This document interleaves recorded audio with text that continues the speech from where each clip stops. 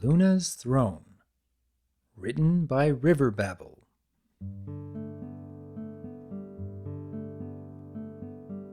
Why don't you have a throne, Princess Luna? The Princess of the Moon stared down at the small blue filly standing at her hooves. Several voices whispered urgently to each other, and the school teacher in charge rushed forward to set a magenta hoof on the child's shoulder. "Ghost Giggle, now is not the time," the mare hissed, eyes darting towards Luna. "I'm so sorry, Princess. She's always asking questions." Princess Luna waved her hoof, gently silencing the fretting teacher.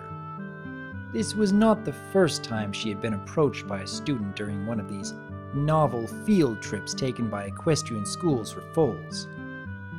The royal palace and gardens were a popular destination for the educational outings, and Celestia encouraged their subjects to feel welcome at the palace via such arrangements. Although the guard coverage had been greatly extended around the garden's statuary, because, well, why tempt fate? In truth, these field trips were among Luna's favorite policies that had been enacted in her absence. The younger ponies were often less nervous around her than the adults who attended her night court, and it was a nice way to get outside and interact with her subjects. Granted, this filly's question was a bit unexpected. Luna studied the small, smoky blue unicorn, with her bluish-white mane and wide, innocent eyes. The little one bit her lip, dropping her gaze. "Sorry, was that a bad thing to ask?" No, it is all right," Luna said carefully. "How did your teacher name you, child?" The filly tilted her head and frowned. "Huh? She didn't name me, my parents did." But my name's Ghost Giggle." She perked up again, clearly unfazed by the fact that she was speaking with one of the rulers of Equestria. "This is my first time to Canterlot. It's really cool to meet you, Princess Luna." Luna smiled.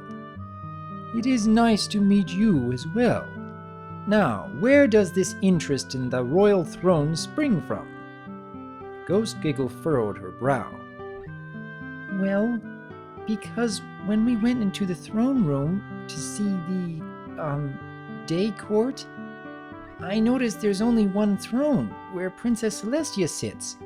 And you came in and sat next to her, but, like, on the floor, sort of? You were still up on the big platform thingy." "The dais?" "Yeah, the dais. But you didn't have a throne and—" Ghost Giggle pawed the ground, her nose scrunched up in deep thought. "Every pony says you're both the princesses, and Princess Celestia is your big sister, and you both do all the big important stuff princesses do, right?" When the filly looked up again, Luna blinked at the strong shine of concern in those young eyes. "So, I just wondered, how come you don't have a throne too? Don't you deserve one?" There was silence for a moment while Luna absorbed this burst of information. The teacher still fidgeted, but her ears were tilted forward. In fact, many of the ponies, from the fillies and colts to her own guard, seemed to be listening with great anticipation for Luna's response. Since the defeat of Nightmare Moon and Luna's return to her homeland, few had dared to question the princess's decision to not install a new throne for their returned Princess of the Moon. There was certainly room. The large dais could easily accommodate several thrones, and Celestia took great pains to convince their subjects of her sister's equal royal power. But though there was much speculation, if Luna's information was accurate, few understood why she had not retaken that official symbol of her position. Perhaps now, Luna could find out once and for all if her excuses held water. "Deserve is an ambiguous word, but I have an answer that will satisfy you, I think." Luna took an inward, calming breath and tilted her head up, horn pointing towards the sky. "You see, Ghost Giggle, I am only newly returned to Equestria. My time away was most lengthy. Lest you be unaware of my story due to your youth, I would mention that before my return 2 summers past, I had spent 1,000 years in the moon. Ghost Giggle chewed her lip. That's a really long time, right? Some of the guards chuckled.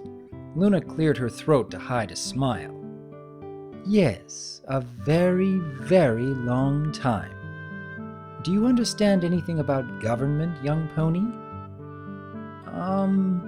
The blue filly drew a hoof through the dirt, nose scrunched again. It's the ponies who, tell every pony what to do, right? A simple explanation, but accurate to a greater or lesser extent.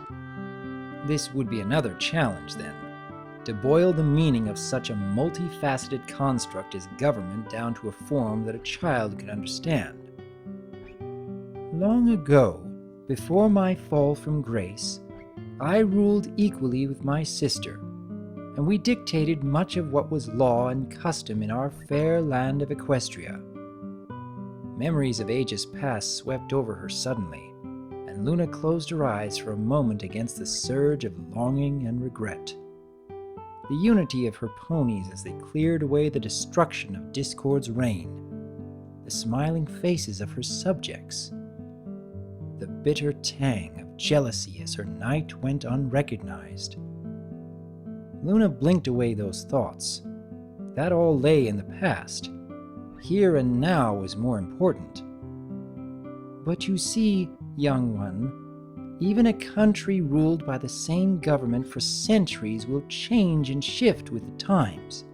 Much is different than when I was last a diarch of this land, and so I have much to relearn. Commerce, social norms, trade, currency, international affairs, even new terminology for old things once familiar. It is a great deal for any pony, even an alicorn princess, to take in. The court proceedings alone are a headache to follow. You can't even imagine. A glance at the glazed stares of Ghost Giggle and her classmates made Luna realize with a blush that she had rambled for too long. She bent down to be face to face with Ghost Giggle. When I returned to the side of light, I found I had much to study before I would feel suitable to retake my position. Such studies take time, but I am willing to do what I must. One of her wings wrapped around the filly's shoulder, and she pointed a silver-shod hoof up to the sun overhead. And besides, my dear sister has done a wonderful job leading you all for 1,000 years. Surely my taking a little more time will not change matters greatly. Ghost Giggle mulled this over for a while, but then she nodded, her smile bright with self-satisfaction. Tension eased from Luna's shoulders as the Moon Princess straightened, her flowing mane of night and stars swirling with emotion. In truth, she had not explained even the half of her studies these past 2 years. There had been many a day when she was not guiding the moon or patrolling the dreams of ponies, that Luna spent all her time poring through books and speaking with advisors in her continual toil to understand her transformed homeland.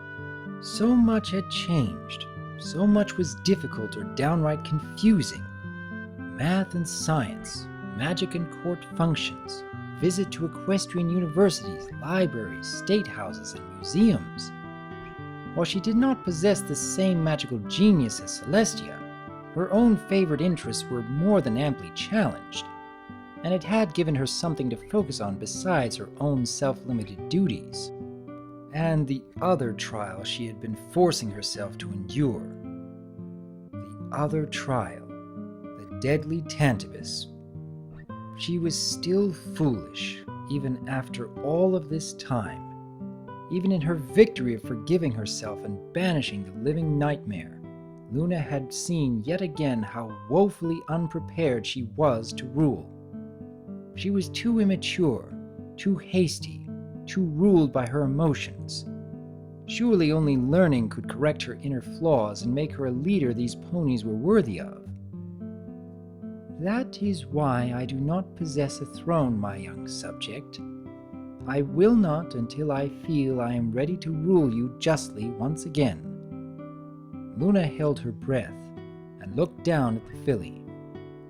Ghost Giggle beamed back at Luna, and in that childlike enthusiasm, the Moon Princess felt her wings relax. Even her guards were nodding ever so slightly at the explanation. Surely this was the proof she needed that her decision was wise.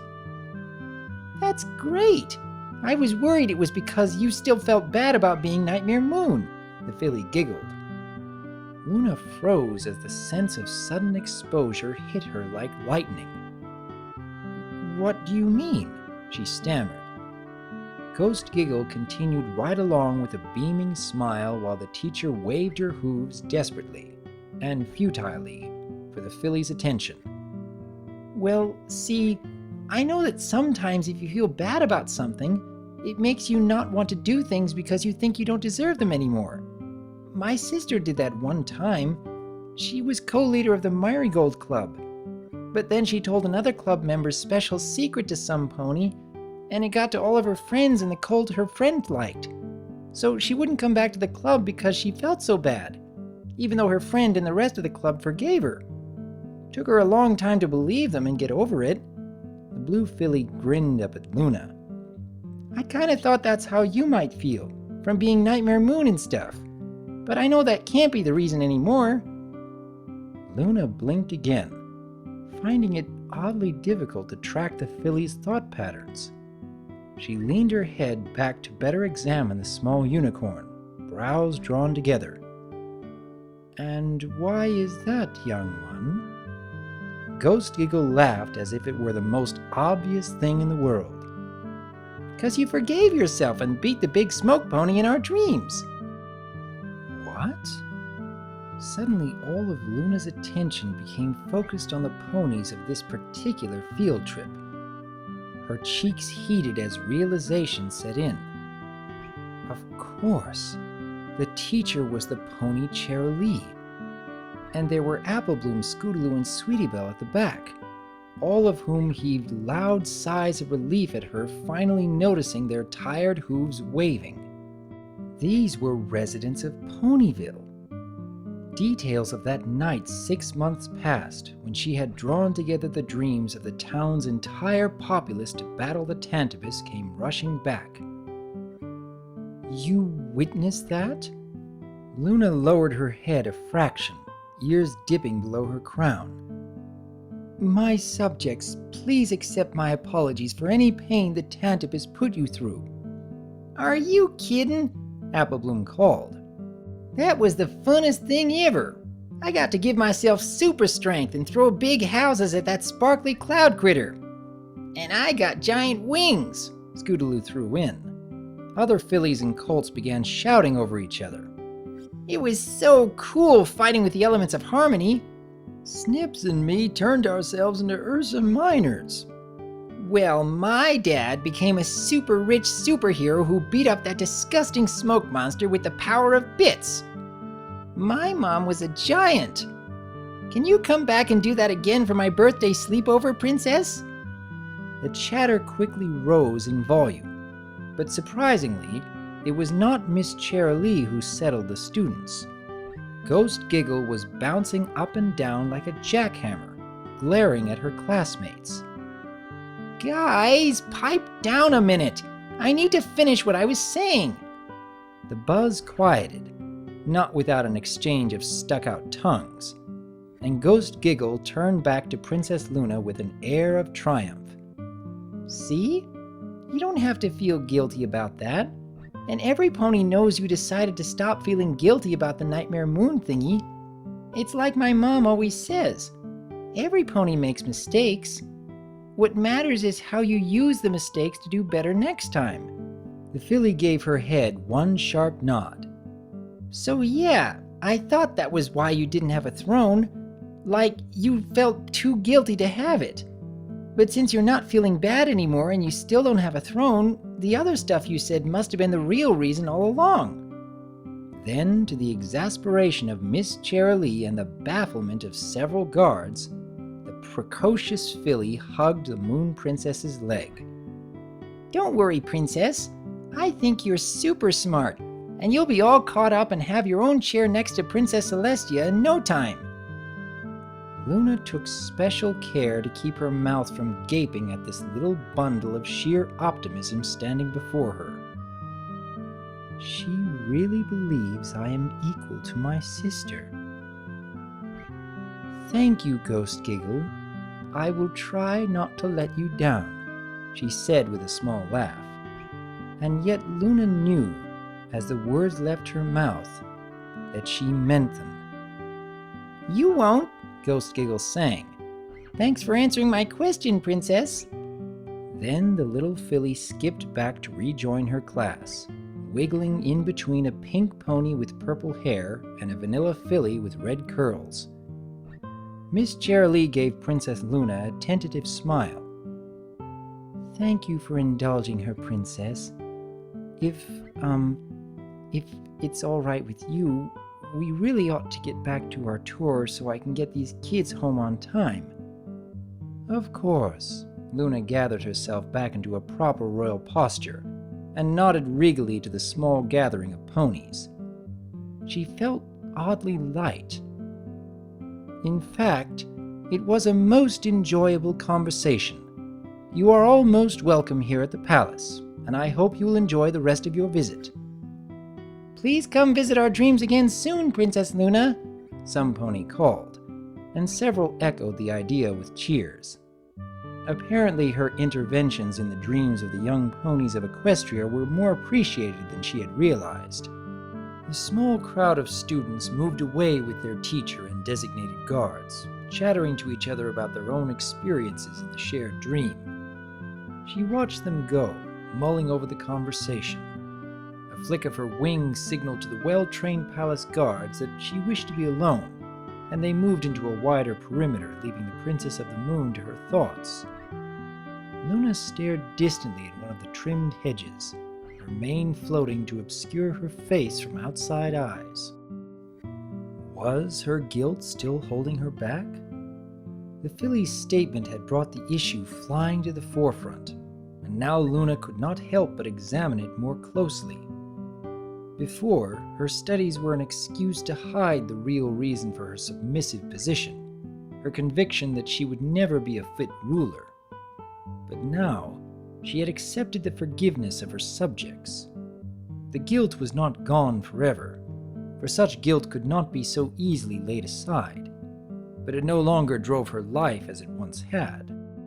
So then, there really was only one reason why she did not take back her old throne. Was she still not ready? Did she have the knowledge yet to be sure she would not make another great mistake? She was very spot on, wasn't she?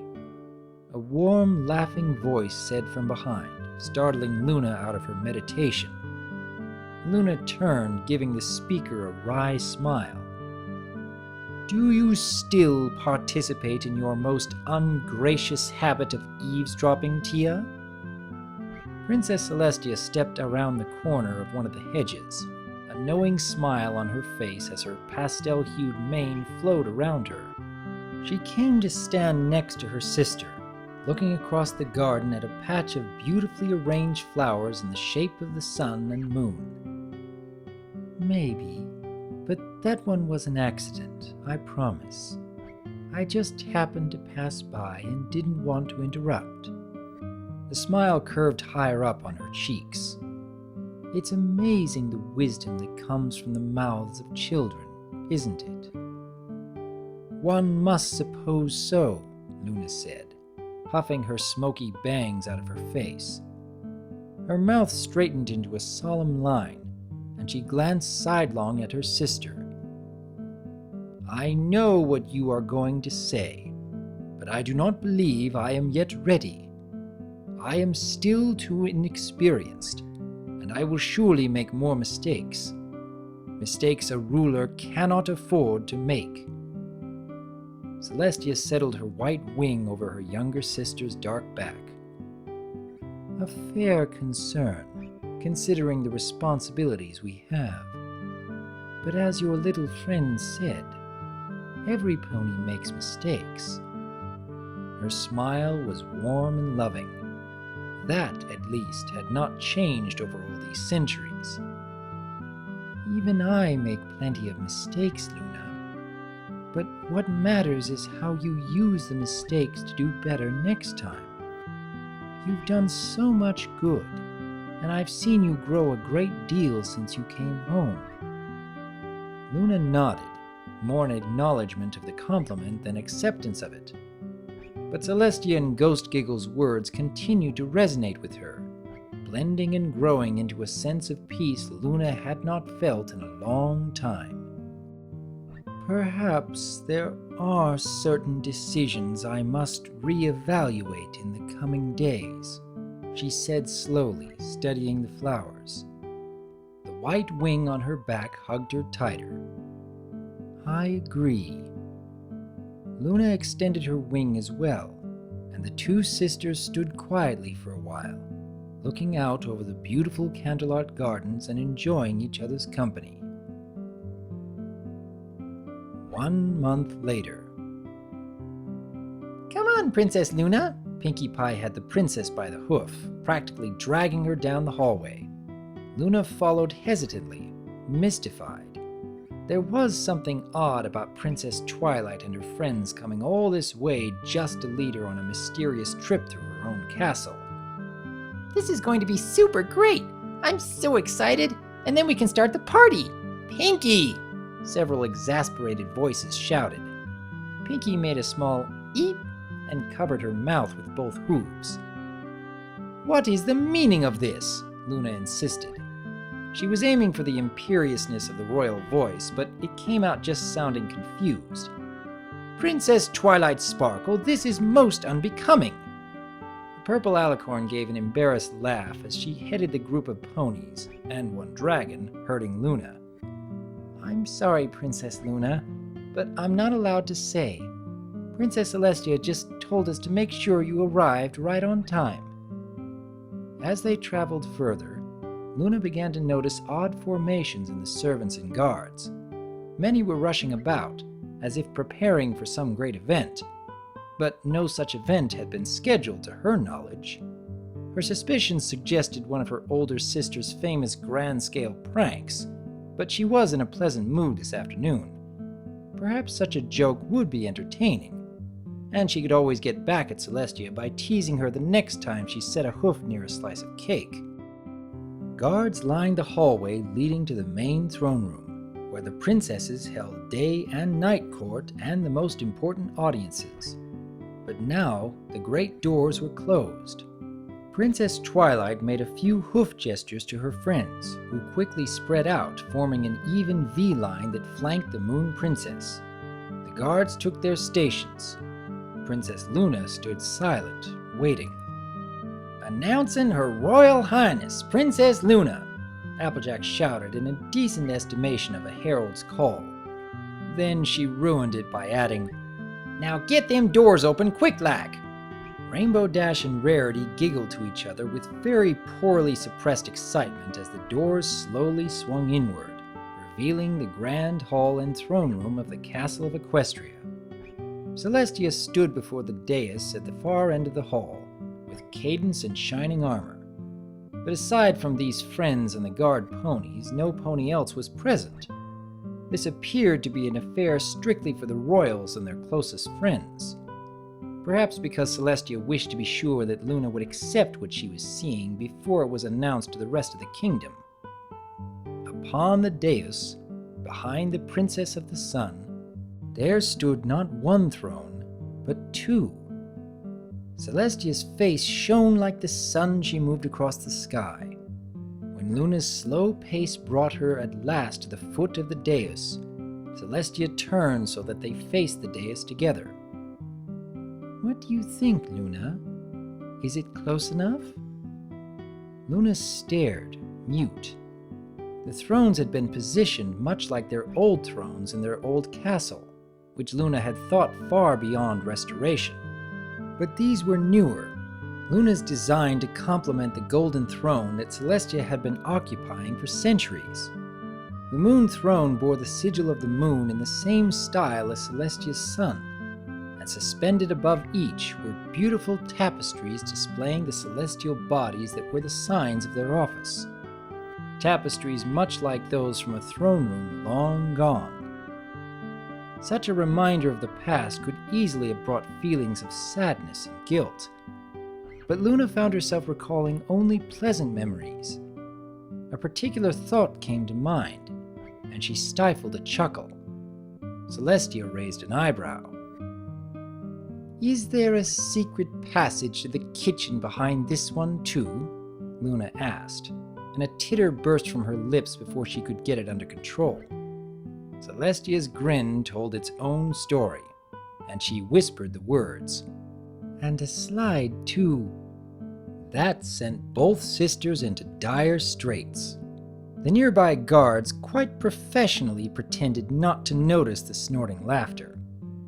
When the chuckles had died down, Luna glanced behind them warily, but Twilight Sparkle and her friends still stood at a respectful distance. The Moon Princess turned an uncertain gaze on her taller sister. "I do not know, Tia. I still fear I am not yet ready." Celestia placed a golden-shod hoof upon her shoulder, her smile warm and reassuring.